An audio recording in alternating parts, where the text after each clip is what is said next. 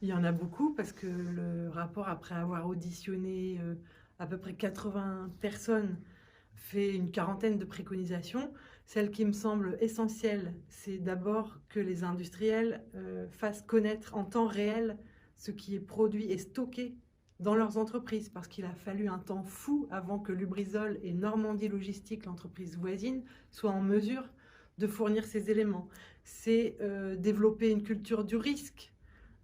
et associer les élus locaux à cette culture du risque, à organiser par exemple des exercices régulièrement et de manière impromptue pour que chacun soit en mesure de concrétiser les gestes à avoir dans ce cas de crise. C'est mieux contrôler les entreprises, parce qu'il y a des entreprises qui changent ce qu'on appelle de régime, c'est-à-dire qui en se développant deviennent un peu plus dangereuses. Or, aujourd'hui, c'est hors des radars, il n'y a pas forcément de contrôle. Ça a été le cas pour Normandie Logistique, et il faut être plus rigoureux et contrôler davantage. Des contrôles qui d'ailleurs doivent être suivis de sanctions, parce qu'aujourd'hui, il y a un certain nombre de contrôles qui sont effectués, mais il ne se passe pas grand-chose derrière. Or, il faut vraiment mettre la pression pour que les conditions et les contrôles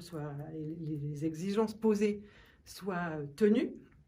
Et puis, quelque chose qui me paraît absolument essentiel, parce que c'est une très forte demande de la population,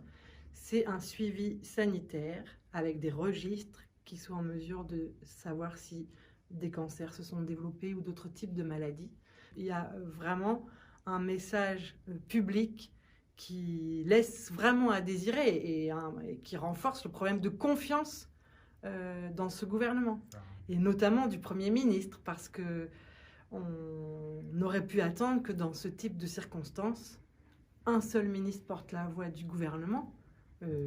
pourquoi pas le premier d'entre eux, et là on a eu des messages divers et variés, parfois contradictoires. Mais l'enjeu, c'est celui-là, c'est comment ce rapport, qui a été adopté à l'unanimité au Sénat, ce qui est une très bonne chose, va maintenant se concrétiser. Il y a par exemple des choses que nous, parlementaires communistes, avons portées dans l'examen de la loi sur l'accélération et la simplification de l'action publique, pour justement mieux contrôler les entreprises, et pour que quand elles passent d'un régime à un autre, on puisse effectuer des contrôles, alors qu'aujourd'hui, en gros, il faut presque attendre un accident pour que ces contrôles s'opèrent. Malheureusement, on n'a pas été plus suivi que cela sur nos propositions. Et donc, je pense qu'il va falloir qu'on continue, nous, notre travail, mais je pense qu'il faut que l'ensemble des acteurs, et je pense notamment aux citoyens qui se sont beaucoup mobilisés pour exiger de la transparence et des mesures à la suite de Lubrizol, travaillent avec nous, fassent pression avec nous pour que ce rapport ne soit pas effectivement remisé dans un tiroir, mais qu'on traduise de manière législative les préconisations que nous y faisons.